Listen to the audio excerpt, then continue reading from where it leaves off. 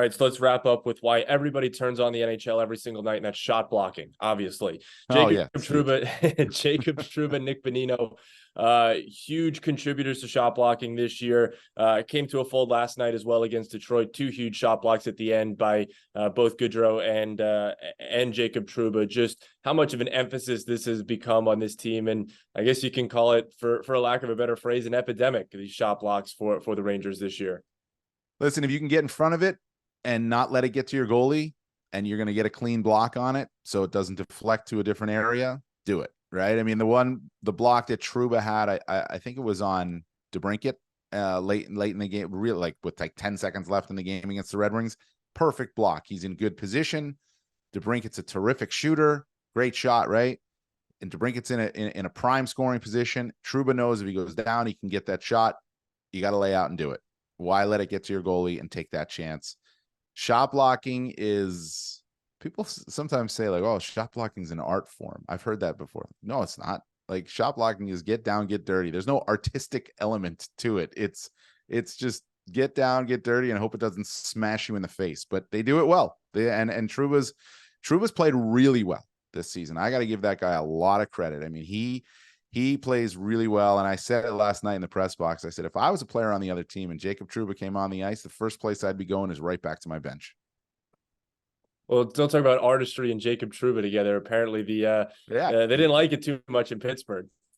Well, no, but he is an artist now. He is a painter. So maybe there is a little something to that. No, they don't like it wherever he hits guys. It's in Pittsburgh. They're still complaining about it, but that's what they do. But no, I mean, he's that type of player. There are so few and far between now in the National Hockey League. And as a fan of the game for a long time, I think there's a need for it. I mean, it's a physical game, and that's okay if you get physical, as long as it's within the boundaries of the rules. And then obviously, with this being one of the better starts in franchise history, do you think this is, a product of Laviolette coming in and getting the best out of these guys right at the start?